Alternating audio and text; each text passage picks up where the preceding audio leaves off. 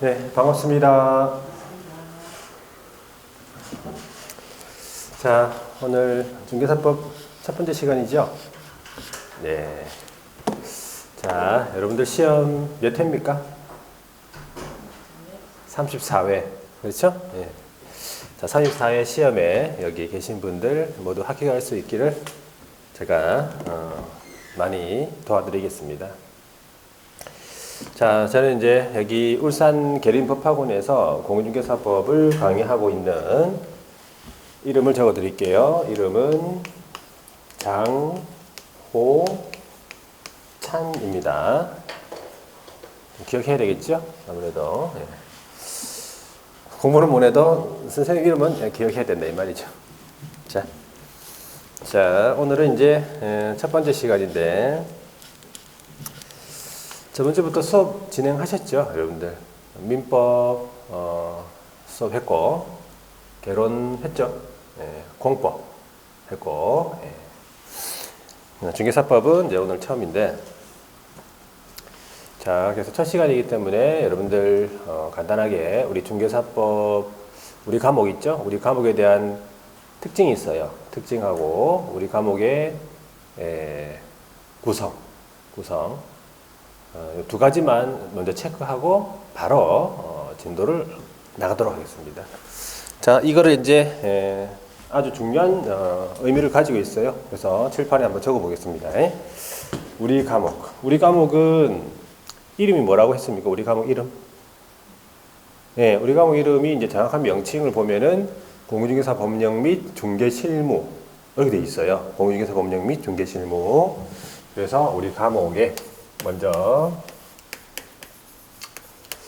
특징이라고 있어. 제가 이제 정한 건데 우리 과목은요 다른 과목에 비해서 한 4가지 정도의 특징을 가지고 있다 이렇게 보시면 돼요. 그래서 각 과목마다 특징들이 다 있기 때문에 그 과목의 특징에 맞게끔 공부를 하셔야 돼.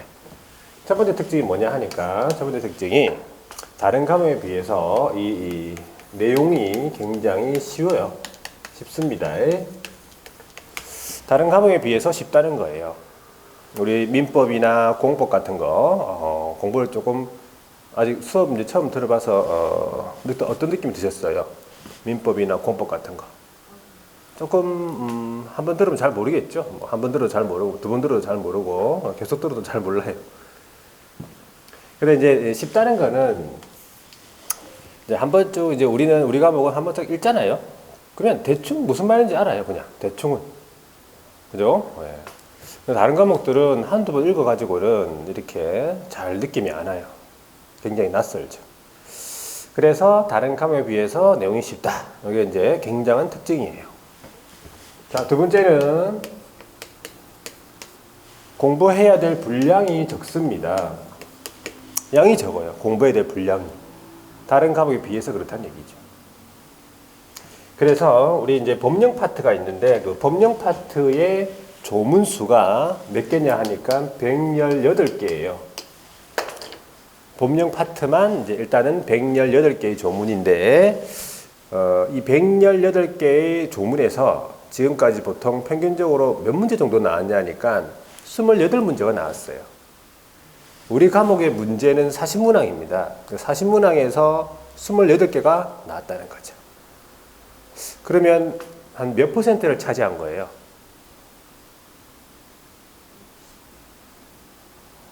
자, 다시 한 번 더. 40문항에서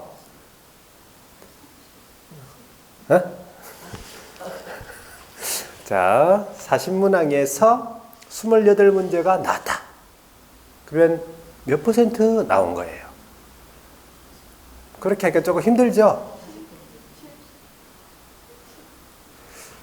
자, 반땡이면은 몇 프로? 20문제가 나온 건 반땡이죠? 50%? 그죠? 그게 쉽잖아. 40문제 중에서 20문제 나오면은 50% 맞죠? 50%는 출제된 거잖아요. 그건 알잖아요. 50% 정도는. 20문제. 근데 28문제가 나왔다고요. 그러면 몇 프로?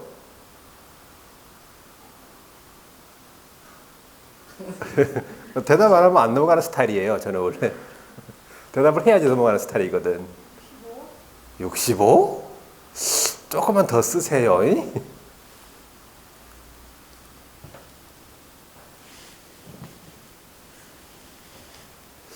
40문제에서 28개가 나왔다. 이렇게 계산하는 거 잘 모릅니까? 40문제에서 28개가 나왔다는 거는 4, 7이 28입니까? 4, 3, 12. 뭐 이런 식으로 되는 거예요. 대충. 4, 7에 28이면 70%인데. 4, 3, 12. 이런 식으로 퍼센트를 계산하는 거예요. 이거 몰라 돼. 자, 하여튼 그런 식으로 퍼센트를 계산하는 건데, 그럼 대충 70%가 나온다는 얘기잖아. 몇 개의 조문에서 118개의 조문에서 28개가 보통 나왔었어요, 지금까지. 그러면 70%가 나온다 이 말이죠. 굉장히 적은 양에서 많은 문제가 나온다 이 말이에요. 무슨 말인지 아시겠죠? 그러니까 공부에 대한 분량이 적습니다. 이거 118개의 조문이면 굉장히 작아요, 분량이. 다른 과목에 비해서. 무슨 말인지 아시겠죠? 그래서 내용도 쉽다, 양도 적다. 그러면 여러분들이 출제위원이라면 어떻게 출제를 해야 될 거예요? 양도 적고 내용도 쉽다. 양도 적어. 여기서 28문제를 내야 된다고. 그 다음에 내용도 쉽다. 그럼 문제를 어떻게 내야지만 이렇게 합격, 불합격을 이렇게 구분 지을 수 있겠어요? 어렵게, 또 꼬이게. 그렇죠. 뭐 다행이다. 아리까리가 안 나와서. 자, 요거는 맞아요. 조금 이제 그렇게 생각할 수도 있는데 조금 이제 세부적으로 내요. 문제를 세부적으로. 118개에서 28개의 문제를 만들려면은 아주 세부적으로 숫자를 갖다가 바꾸고, 그죠? 나왔던 문제 중에서 1개월인데 2개월로 바꾸고, 7일인데 10일인데 7일로 바꾸고, 이런 식으로. 하여튼 우리 문제는 어렵진 않아요. 어렵진 않는데 꼼꼼하게 공부해야 될 필요가 있다 이 말이지. 되겠죠? 그래서 어떤 식으로 공부를 해야 그런 문제를 맞출 수 있냐 하니까 대부분의 내용을 암기해야 된다 이 말이에요. 118개의 조문을 그대로 암기할 필요가 있다 이 말이지. 여기서 이제 암기라고 하는 것은 줄줄줄 이렇게 얘기하면 제일 좋은데 거기까지는 힘들어요. 이 과목만 공부하는 게 아니기 때문에 다른 과목도 해야 되기 때문에. 그래서 제가 수업 시간에 이제 물어봅니다. 그래서 물어봤을 때 대답이 1초, 2초 만에 나와준다. 그러면 그건 애운 거예요. 물었을 때. 단답형으로 물어봤을 때. 근데 그 대답이 잘 안 나오죠. 그러면 좀 덜 외워졌거나 안 외워졌거나 그런 거예요. 그렇게 생각하시면 돼요. 그래서 대답이 나와야 된다 이 말이에요. 대답은 외울 때는 나중에 이제 요약집이라는 게 나올 거예요. 요약집을 보고 외우면 돼요. 요약집은 제가 판사한 내용 그대로 이제 실어놨기 때문에 조금 요약집을 나중에 받아보면은 좀 익숙해져 있을 거예요. 기본서를 하고 나서 그 다음 요약집을 보는 거예요. 순서적으로. 지금은 이제 입문서라는 걸 보는 거고. 자, 그 다음에 이제, 그래서 이제 궁극적으로, 이제 결과적으로, 우리가 이제 합격을 하는 데 있어서 아주 우리 과목이 결정적인 역할을 한다, 그 말이죠. 우리 과목을 잘 봐야지만 합격할 수가 있다, 이 말이에요. 자격증이 나온다, 이 말이에요. 그렇죠? 최종 합격이 된다, 이 말이지. 그러면 합격의 결정적인 역할을 하는데, 우리 과목에서 몇 점 맞아야 되느냐 하니까 100점 만점으로 했을 때 몇 점 맞추면 되겠어요? 80점 이상이 나와줘야 돼요. 우리 과목에서 80점 이상이 나와야 된다 이 말이지. 되겠습니까? 최소 점수가 8점이에요. 8점. 8점을 맞아주면 우리 과목에서 해야 될 역할은 다 한 거예요. 자, 40문항이라고 했죠. 40문항에서 80점이 나오려고 하면 몇 문항을 맞춰줘야 돼요?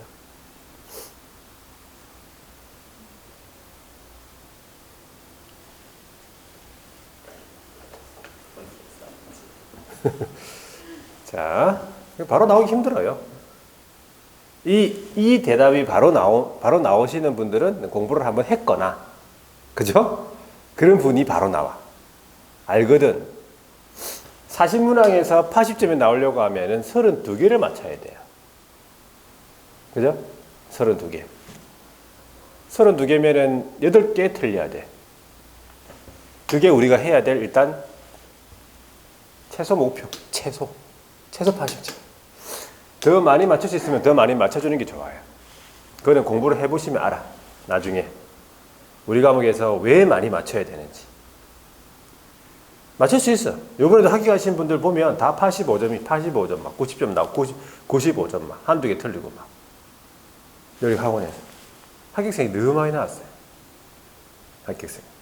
그게 다 우리 과목 때문이에요. 네. 자, 그래서 자, 이 네 가지 특징을 좀 잘 기억하고 있어야 돼요. 요거에 맞춰가지고 여러분들 공부하셔야 되고, 그 다음에 이제 우리 과목의 구성이라는 게 있어요. 우리 과목 구성은 파트가 세 가지 파트가 있어요. 첫 번째 파트가 공인중개사, 법령 파트. 두 번째가 부동산 거래 신고 파트가 있어요. 세 번째가 중개 실무라는 파트가 있어요. 파트가 세 개의 파트가 있는데, 세 개의 파트 중에서 어떤 식으로 문제가 출제가 되는지 그거를 잘 알고 있어야 돼요. 우리 문항이 40문항이라고 했죠. 40문항인데 우리 과목이 40문제가 나옵니다. 그 중에서 대체적으로 이 공인중개사 법령 파트가 지금까지 보면 26개에서 28문제가 정도 출제가 됐어요. 26개에서 28개 출제가 됐다. 그 다음에 부동산 거래 신고 파트가 보통 이제 5개에서 6개 정도 출제가 됐어요. 그 다음에 6개에서 7개 정도가 출제가 됐죠. 대체적으로 그렇고, 올해 이제 33회 시험 있죠. 여기에서는 조금 출제 빈도수가 약간 바뀌어가지고 상대적으로 우리 과목이 올해 33회 때 22문제가 나왔고 9문제 이렇게 나왔어요. 대체적으로 이제 여기 부동산 거래 신고 파트가 많이 출제되는 경향이에요. 자, 그런데 몇 개를 맞춰야 되는가, 그게 중요한 거예요. 몇 개를 맞춰야 되는가. 예를 들어서 28문제가 나왔다. 그럼 여기에서 몇 문제를 맞춰야 되냐면 26개 정도는 맞춰줘야 돼요. 플러스 여기에서 6개가 나왔다. 6개에서 몇 문제를 맞춰야 되냐면 3문제 정도는 맞춰줘야 돼요. 그럼 반을 맞아. 반. 그 다음에 여기에서 28 플러스 6 플러스 6개가 나와줘야 40이 되는 거잖아요. 6문제 나왔다. 그랬을 때 여기서도 한 3문제. 결과적으로 공인중개사 법은 다 맞춰야 돼요. 거의. 보세요. 28개 나왔으면 2개만 틀려야 돼. 반 맞춰가지고는 탈락이에요. 그러니까 대체적으로 다 맞춰야 되는구나. 여기 이렇게 실수로 한두 개 틀리고 다 맞춰야 된다 이 뜻이에요. 그리고 나머지 파트에서는 반만 맞추면 된다 이 말이에요. 이렇게 예를 들어 9문제 나왔다면은 한 4개, 5개 정도. 여기서도 마찬가지. 여기 두 개는 반만 맞추면 된다 이 말이에요. 근데 다 맞출 수 있을 만큼 공부를 합니다. 근데 문제를 또 이렇게 풀다 보면 조금 어려워해. 뒤에 두 가지 파트가. 그리고 시험 공부해야 될 분량에 비해서 문제가 좀 작게 나오는 편이에요. 그러니까 이거 두 개를 합치면 요거랑 똑같아요. 이 분량 자체가. 양이. 근데 대체적으로 조금 이제 여기 뒷부분이 문항수가 많이 출제되는 경향이에요. 지금 올해도 그렇고 작년에도 그렇고. 작년에도 부동산 거래 신고 파트가 아무 문제가 나왔었어. 물론 중개 실무 쪽에서 내 문제밖에 안 나왔지. 근데 이번에 올해는 더 냈어요. 상대적으로 여기가 좀 줄어들었단 말이지. 하여튼 전체적으로 어디를 공부를 중점적으로 하고 또 어디에서 문제를 다 맞춰야 되는지. 그만큼 맞추기가 쉽다는 얘기예요. 여기서. 쉬운 부분을 틀려버리면 힘들어진다 이 말이지. 자, 요거 굉장히 중요한 부분이니까 요거를 잘 기억을 하고 여러분들이 1년 동안 공부를 하셔야 돼요. 아무렇게나 막 공부하는 게 아니에요. 우리는 이제 자격증을 일단 취득을 하기 위해서는 수험 전략이 필요해요. 수험 전략. 각 과목마다 공부하는 게 다 틀립니다. 그래서 자, 이제 우리 책에는 없는데 거의 이제 1년에 한 번 정도 입문과정이나 아니 입문과정 그다음에 1월 달에 한번 기본서 들어갈 때 한 번 정도 뭘 하냐면 중개업 유래가 있어요. 요거는 시험에 나오는 게 아니에요. 중개업의 유래 및 발전 과정 요거는 그냥 한번 여러분들이 들어보시면 돼. 듣고 그냥 이런 게 있구나 정도만 아시고 넘어가시면 돼. 그래서 크게 4개의 시대별로 해서 이렇게 정리를 한번 해볼 건데 제일 첫 번째가 이제 고려시대로 넘어가요. 고려시대 전에는 몰라. 일단 고려시대부터. 자, 고려시대에서 고려시대에도 물건을 갖다가 이렇게 다른 사람의 물건을 위탁받아가지고 이렇게 중개를 해주는 객상 주인이라는 사람이 있었어요. 우리 사학에 보면요. 그거를 객주라고 해요. 객주 밑에 이제 구체적인 물건 거래에 흥정을 붙이는 사람. 이거를 이제 거간이라고 불렀어요. 객주 거간들이 어떻게 했냐? 자유롭게 중개업을 했다. 그래 보시면 돼요. 이 사람들이 누구냐 하니까는 부동산 중개업의 효시 내지는 기원이다 이 말이죠. 시작이다 이 말이지. 객주 거간이다 이 말이에요. 자, 고려시대 다음으로 우리나라가 무슨 시대로 넘어가죠? 그건 알 거 아니야. 조선시대. 맞아요. 조선시대. 조선 초기. 취급하는 물품에 따라 가지고 이제 이름을 다르게 불렀어요. 이 거간들을. 포목거간, 우거간. 소를 전문적으로 취급한다. 우거간. 포목거간. 집을 전문적으로 취급한다. 무슨 거간? 집. 집은 아무래도 집가자를 쓰겠죠. 우거간이니까. 가거간.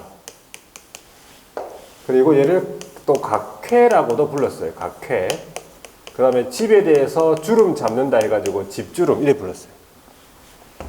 이런 사람들이 마찬가지 자유롭게 중개업을 했다. 요 가거간이 최초의 소장님이다 이 말이에요. 소장님 알죠? 부동산에. 지금은 소장님이라 안 그러고 있네요. 개업 공인중개사라고 해요. 최초의 개업이다. 이래 보시면 돼요. 가거간. 자, 그런데 이제 1890년 자유롭게 이제 중개를 하다 보니까 아무래도 이제 막 지금 마음대로 하겠죠. 거래 질서가 문란해지겠지. 그래서 거래 질서를 확립하기 위해서 객주 거간 규칙이라는 것을 제정을 하게 돼요. 그래서 인가를 받아가지고 중개업을 하게 됐다. 이게 최초의 중개업에 관한 법이다 보시면 돼요. 최초의 법이다. 자, 조선시대가 끝나고 우리가 이제 무슨 시대로 넘어가죠? 일제강점기입니까? 일제시대? 일제시대입니다. 일제 초기. 그러니까 일본이 우리나라의 토지 수탈과 식민지 정책을 펴기 위해서 객주 거간 규칙을 잠시 폐지를 시켜요. 그래가지고 다시 자유롭게 중개업이 됐다 이 말이지. 그런 다음에 이제 1922년 일본이 다시 거래 질서를 이제 확립하기 위해서 소개 영업에 관한 단속, 취체라는 말이 단속이에요. 소개 영업 취체 규칙, 요거를 만들어. 그래서 경찰서장으로부터 허가를 받아서 중개업을 하게 됐고, 요게 최초의 근대화된 법제, 근대화된 법제로서의 의미를 가지고 있다. 자, 그래가지고 이제 우리가 일제시대가 마무리됐죠. 그 다음에 해방이 됩니까? 해방이 됐어요. 해방 후 1961년에 우리나라에서 자체적으로 이제 법을 하나 만들어요. 그게 뭐냐면 소개영업법이에요. 소개영업법은 들어본 적도 있을 거예요. 소개영업법. 신고만 하면 누구든지 영업이 가능했다. 그래서 모든 민사 중개를 규율 대상으로 했죠. 혼인 소개 뭐 이런 거 들어봤죠. 직업 소개, 혼인 소개 이런 것들이 여기다 들어갑니다. 소개 영업법. 그다음에 1983년 70년대를 거쳐서 이제 80년대로 이제 접어들면서 우리나라가 이제 경제가 많이 발전이 되잖아요, 그죠? 그러니까 부동산도 발전이 많이 됐죠. 그래서 부동산 시장을 부동산에 대해서 요 소개영업법으로 좀 힘들죠, 규율하기가. 그래서 부동산 중개업법이라는 것을 제정을 합니다. 부동산 중개업법을 제정을 해요. 그래가지고 허가를 통해서 중개업을 하게 됐죠. 자, 그때 이제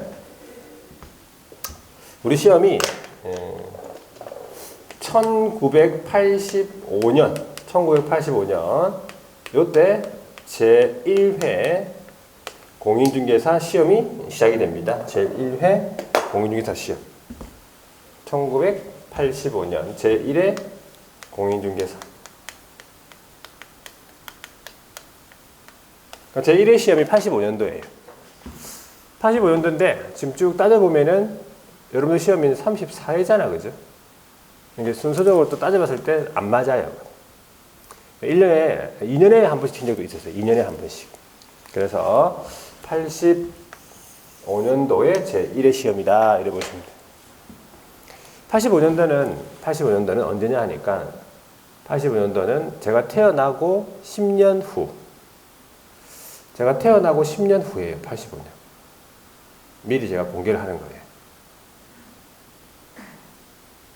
그럼 저는 무슨 띠일까?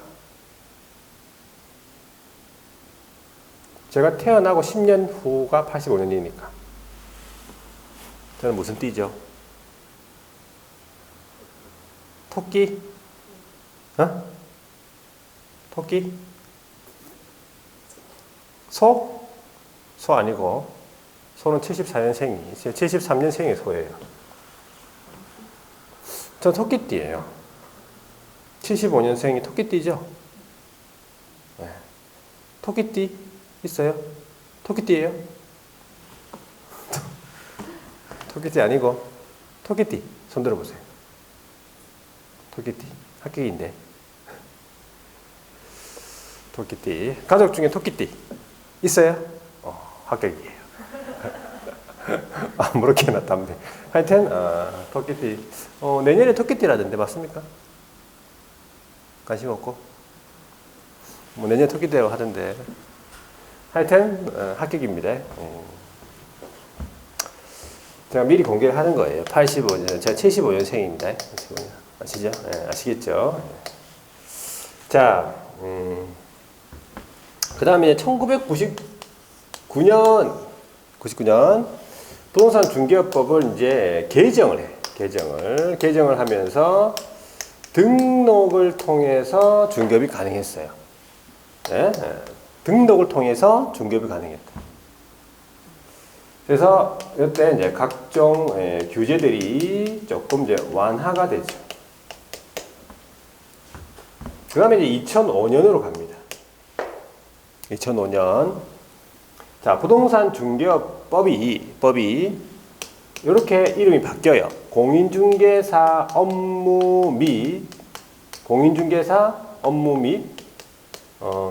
부동산 거래 신고. 여기 부동산 거래 신고가 들어가요. 같이 2005년도에 실명법 부동산 거래 신고가 이게 들어가죠. 그래서 이 부동산 거래 신고 파트가 들어가고 등록제는 여전 등록제예요. 법률 이름이 바뀌는 거죠. 법률명이 개정이 되죠. 변경. 자, 그 다음에 이제 2014년에 이 공인중개사 업무가 공인중개사 법령으로 바뀝니다. 공인중개사 법령 법하고 부동산 거래 신고 분리가 돼요. 두 개가. 원래 같이 있었다가 따로 떨어져 나와요. 부동산 거래 신고 파트가. 그래서 저기에 2번 파트가 부동산 거래 신고 파트가 저기 있는 거예요. 따로 분리가 나와가지고. 부동산 거래 신고 파트. 근데 여전히 등록제. 그 다음에 마지막에 2017년에 공인사 법령은 그대로 내려오는데 부동산 거래 신고 요게 그냥 부동산 거래 신고 등에 관한 법률이 등이 붙어요. 등. 그러니까 등이 붙었기 때문에 한 개만 있는 것이 아니에요. 등이라고 하는 것은. 부동산 거래 신고가 있고 그다음 외국인 등의 부동산 취득 등에 관한 특례가 있고 그다음에 토지거래 허가구역이 있어. 이 안에. 그래서 양이 많은 거예요. 그래서 지금까지 여전히 등록제. 그러니까 여러분들 여기서 이제 해야 되는 거는 옛날에 막 외웠어. 이걸 외웠는데 안 외우고 지금 현재 중개업을 적급하게 하고 싶다. 그러면 뭐 해야 돼요? 자유롭게 할 수 있나요? 아니면 신고해야 돼요? 허가받아야 돼요? 등록해야 돼요? 등록해야 돼요. 그거 한 가지 말아주시면 돼요. 여기서. 지금 현재 적급하게 우리나라에서 중개업을 하려면 등록을 해야 되는구나. 등록제예요. 허가제도 아니고 인가제도 아니고 신고도 아니고 등록입니다. 그래서 등록만 한 가지 알아두시면 돼요. 등록이에요. 등록. 자, 그래서 중개업의 유래 발전 과정 이거 한번 봤고 이제 책을 한번 보시면 10페이지 한번 보세요. 자, 거기에 보면 이제 우리 총칙이라고 해가지고 우리 공인사 법령의 구성, 그 다음에 성격, 그 오른쪽에 가면 목적 이 세 가지가 이제 나오죠. 여기서부터가 이제 여러분 조금 이제 기억을 하고 있어야 될 부분이에요. 지금까지는 일단은 참고적으로 조금 알아놔야 되는 부분이고 시험에 조금 이제 등장하는 부분은 이제 여기서부터예요. 여기서부터. 자, 그래서 기본 개념이 세 가지가 나오는데 목적부터 한번 먼저 볼게요. 목적. 자, 우리 법의 제정 목적. 그래서 제가 먼저 이렇게 칠판에다가 적고 그 다음에 밑줄을 다 끌 거예요. 밑줄 아무 때나 치는 게 아니고 필요한 부분만 밑줄 쳐야 돼. 그래서 여러분들이 나중에 공부를 좀 하실 때 읽어보실 때 밑줄 찐 부분 위주로 해서 조금 기억을 하고 있어야 된다. 이렇게 보시면 돼. 자, 우리 법의 제정 목적인데 제정 목적은 우리 법 제1조에 규정되어 있어요. 근데 모든 법이 웬만하면 다 1조가 목적이에요. 1조가. 그래서 이 목적은 우리 시험에 2, 3년제에 한 번씩 나왔었어요. 과거에. 목적이 변경됐는데 그 변경된 이유 한 10년 전에 변경됐는데 한 번도 안 나왔어요. 계속 나온다고 했는데 안 나오더라고. 그래서 혹시도 또 모릅니다. 여러분들 시험에 또 낼 수 있기 때문에 목적 부분은 그냥 조문 자체를 그냥 암기하고 있으면 끝나는 거예요. 그거는.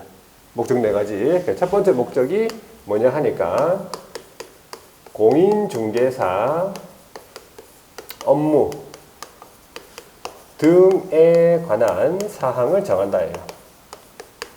등에 관한 사항을 정하여. 이게 이제 첫 번째 목적. 그러니까 전제이면서 첫 번째 목적이에요. 공인중개사 업무 등에 관한 사항을 정하여.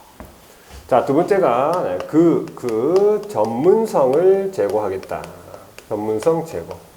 전문성을 높이겠다. 그 말이겠죠. 세 번째가 부동산 중개업을 건전하게 육성하여.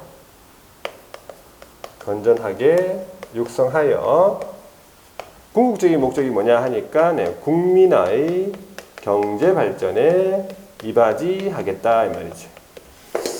이 네 가지는 이 목적만 그대로 암기하고 있으면 끝이에요. 그래서 시험 문제 낸다고 했을 때 이 글자와 다른 글자를 냅니다. 이게 목적이지 다른 건 목적이 아니에요. 좋은 말이라 하더라도. 되겠습니까? 자, 그런데 이제 참고적으로 이 목적들과 관련되어 있는 우리 법 규정들이 조금 있어. 그래서 그걸 한번 알려드리면 이제 업무에 관한 내용이니까 이건 대표적인 이제 개업 공인중개사 대표적인 업무가 거래 계약서라는 거를 작성을 해야 되겠죠. 그 다음에 거래 계약서를 작성하는 시점에 확인 설명서라는 것도 작성을 합니다. 이런 게 이제 업무들이에요. 그러니까 이런 파트가 있어요. 우리 법 조문에. 이 파트들 각각 한 문제씩 나옵니다. 그 다음에 같이 할 수 있는 업무는 또 어떤 업무가 있는지 겸업에 관한 내용. 이런 파트가 목적과 관련되어 있다 보시면 되고, 전문성 제고와 관련이 있는 파트는 아무나 할 수 있는 일이 아니죠. 그래서 결격 사유 파트가 있어요. 자기의 결함이 있는 사람은 종사 안 됩니다. 종사. 그 다음에 교육에 관한 파트도 있어요. 교육을 받아야 되겠죠. 일정한 주기로 또. 그 다음에 부동산 중개업을 건전하게 육성한다. 여기와 관련되어 있는 법 규정이 중개사무소 개설 등록에 관한 내용. 등록해야 됩니다. 적법하게 하려면 건전하게 육성해야 되니까 또 공인중개사 제도에 관한 내용.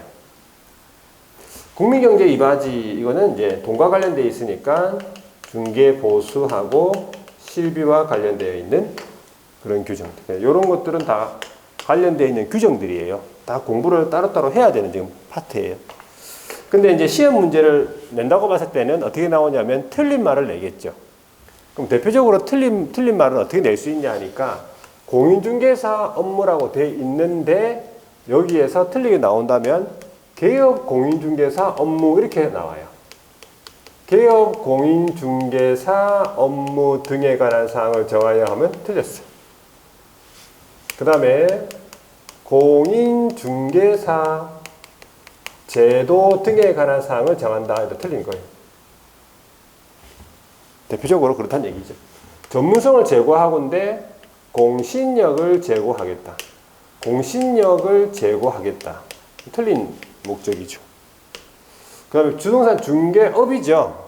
이거 조심하셔야 돼요. 중개업인데 부동산 중개 업무 이렇게 나오면 목적이 아니고 건전하게 육성이죠. 근데 적절한 규제, 규율 목적이 아니에요. 국민경제 이바지가 목적인데 국민의 재산권을 보호해주겠다. 국민 재산권 보호. 목적 아니에요. 그 다음에 거래 질서 확립, 중개 질서 확립. 이것도 목적이 아니죠. 그래서 간단해요. 이렇게 틀린 글자를 낸다 이 말이에요. 여기서 문제 낼 때. 그렇게만 하면 되니까. 그냥 이거 목적만 딱딱 에워두고 있으면 공부 끝이에요. 이거는. 되겠죠? 예. 그래서 이 목적을 나중에 한번 읽어보도록 하고 그 다음에 우리 과목, 우리 공인중개사 법 있죠. 우리 공인중개사 법령 파트에 성격이라고 있네. 성격입니까? 공인중개사법의 성격은 일단 네 가지가 있어요. 첫 번째가 기본법이다. 다른 말로 이제 일반법이죠. 그러니까 부동산 중개 있죠. 부동산 중개에 대해서는 모든 사람, 상황, 장소를 불문하고 기본적으로 적용되는 법이에요. 이 중개에 관해서는 어떤 사람, 상황, 장소 불문하고. 그래서 중개에 관한 기본법, 일반법이다 이래 불러요. 되겠죠? 두 번째가 특별법인데 뭐에 대한 특별법이냐 하니까 이 공인중개사법은 상법, 민법에 대한 특별법이에요. 그러니까 중개에 관한 내용이 중개사법에도 있고 상법에도 있고 민법에도 있다. 그러면 뭐부터 먼저 적용시키냐면 중개사부터 먼저 적용시켜요. 중개에 대해서는 민법, 상법보다. 그래서 이 상법, 민법에 대해서는 특별법이다. 특별법 우선의 원칙에 의해서. 되겠죠? 그런데 이제 중개에 대해서 중개사법에 없고 상법하고 민법 중에서 중개사법에는 없는데 상법하고 민법 중에서는 뭐부터 적용시키겠습니까? 아무래도 앞에 있으니까 상법이 먼저 적용되겠죠? 네. 정확한 이유는 이 소장님 있죠? 개업공인중개사는 상인으로서의 지위가 있어. 장사하는 사람이죠. 장사하는 사람이니까 상법 먼저 적용받아. 상법에도 없다. 그러면 모든 국민의 법인 민법을 적용받아요. 순서가 그렇단 말이지. 그래서 이 중개사법은 민법, 상법에 대한 특별법적 지위에 있다. 자, 세 번째 특징이 중간법이에요. 자, 혼합법이라고 하죠. 다른 말로 사회법이라고 하는데 등록관청이 있어요. 등록관청하고 소장님하고의 관계. 이거는 공급관계죠. 국가하고 개인하고 관계니까. 그리고 소장님하고 의뢰인하고 관계는 사법관계예요. 둘 다 개인이니까. 그래서 공업적인 관계, 공업적인 규정이랑 사업적인 규정이 혼재되어 있다 해가지고 중간법, 혼합법이다 이렇게 보시면 되고. 네 번째는 국내법이 있는데 국내에 있는 중개대상물만 취급하겠다 그 뜻이에요. 국내법. 네 가지 특징이고. 자, 마지막으로 이제 우리 공인중개사법에 관한 구성이 있어요. 모든 법이 마찬가지, 거의 마찬가지인데 공인중개사법의 구성은 일단 법률이라는 게 있어요. 법률은 어디에서 제정하죠? 법률, 법. 국회? 그런 거 들어봤죠? 국회에서 만들어요. 누가? 국회의원이 만들지. 국회의원이 입법을 하잖아요. 국회의원이 발의를 하고 입법을 하잖아, 그지? 국회의원이 만들어요. 국회에서. 그 다음에 이제 기본적인 법률을 만들어. 법률을. 그리고 법률에서 위임된 사항과 그 구체적인 시행과 관련되어 있는 내용 있죠. 그거를 시행령이라 그래. 그 다음에 법률하고 시행령에서 위임된 사항과 그 구체적인 시행과 관련되어 있는 내용을 시행규칙이라고 해요.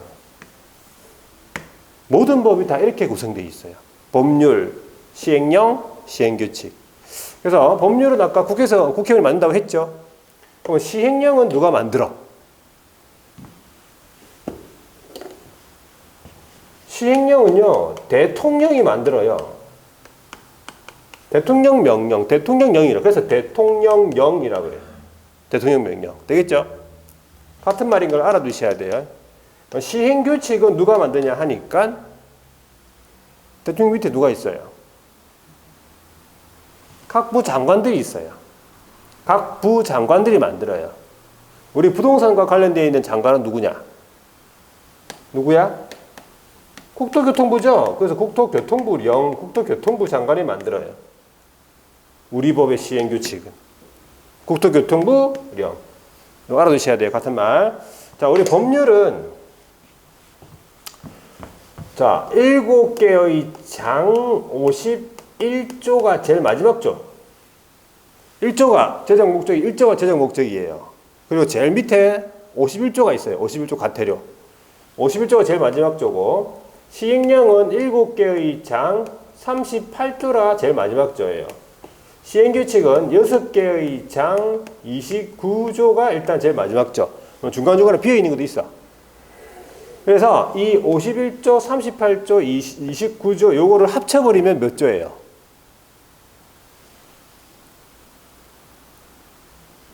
이게 118조란 얘기지. 이걸 공부한다는 얘기예요. 여기서 몇 문제 나온다고 했어요, 대충? 대체적으로? 지금까지 보면 28문제가 나왔다, 이 말이지. 70%. 여기에서. 이거를 공부를 다 해야 된다, 이 말이에요, 이거를. 뭘 공부해야 되는지 아시겠죠? 조문을 118개를 공부해라, 이 말이에요. 그래서 시행령에는 각종 사항하고 기준 같은 게 들어있어요. 대체적으로. 시행규칙에는 서식 있죠, 서식. 양식, 그 다음에 서식, 그 다음에 절차 같은 게 들어있어요. 등록 절차 같은 거, 설치 절차 같은 거. 대체적으로. 이 118개의 조문을 공부하는구나 생각하시면 돼요. 그걸 정리해서. 그냥 막 공부할 수는 없고 정리해서 맞춰가지고 제목을 맞춰가지고. 자, 그러면 28개 정도가 이제 맞춰진다는 얘기죠. 되겠습니까? 여기까지? 어떻게 되는지. 자, 그래서 이제 밑줄을 한번 꺼볼게요. 밑줄을. 10페이지 보시면 첫 번째 법령의 구성부터 나왔네, 그지? 공인중개사법 이걸 뭐라 하니까는 이거를 법률이라고 그러지요. 국회에서 제정한다고 돼 있네. 자, 세 번째 줄 겁니다. 세 번째 줄 밑줄 거세요. 제가 말하는 거 밑줄 거시면 돼. 전 7장 51개의 조문. 그러니까 제일 마지막 조가 51조죠. 그 다음에 이제 양가로 2번 시행령 밑줄, 시행령. 그러니까 대통령령이라고 하지요. 같은 말. 그래서 두 번째 줄에 7개의 장, 38개의 조문.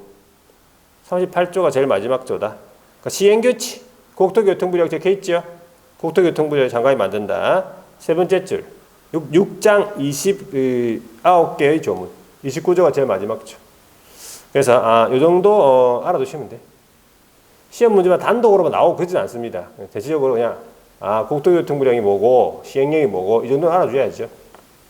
그 다음에 이제 성격 가보세요. 네 가지가 원래 있는데 국내법이 먼저 나왔네. 국내법 뭐라고 했습니까? 국내법이. 국내 첫 번째 줄 나오면 밑줄 끄세요. 첫 번째 줄. 국내에 소재하는 중개상물에 하나여 적용. 여기까지. 첫 번째 찾았습니까? 첫 번째 줄. 자, 양가로 2번 기본법, 일반법이다 이 말이지. 그렇죠? 기본법, 일반법. 뭐에 대해서? 첫 번째 줄에 보세요. 부동산 중개에 관하여 가장 기본적으로 적용. 모든 사람, 상, 장소 불문하고 적용되는 법이다 이 말이지. 되겠죠?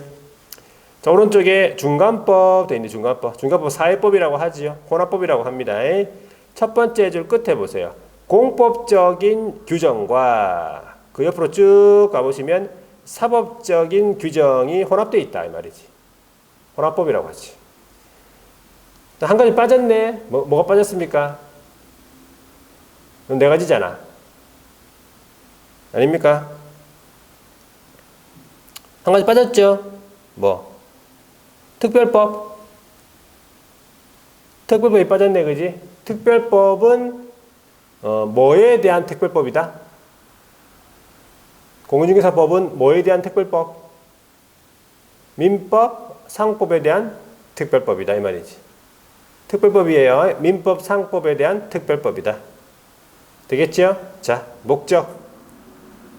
목적은 제1조에 규정되어 있다. 그래서 네 가지인데 밑줄만 꺼볼게요. 공인중개사 첫 번째 줄에 나오죠. 첫 번째 목적, 전제이면서 첫 번째 목적. 공인중개사의 업무 등에 관한 사항을 정하여 밑줄. 그 다음에 두 번째 목적이 그 전문성을 제고하고 밑줄 전문성 제고. 세 번째가 부동산 중개업을 건전하게 육성. 네 번째가 궁극적인 목적이죠. 국민경제 이바지. 2차 목적 간접 목적. 궁극적인 목적이라고 해요.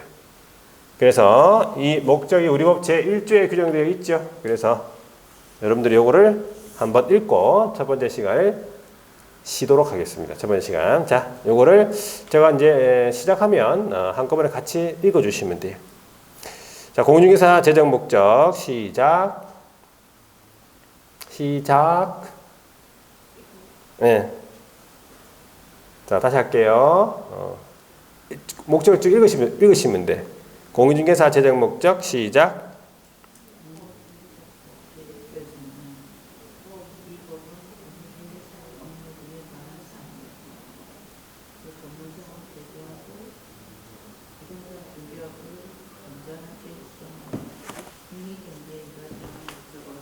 맞아요. 국민경제 이바지. 자, 그래서 이 목적은 이렇게 해서 정리하시면 돼요.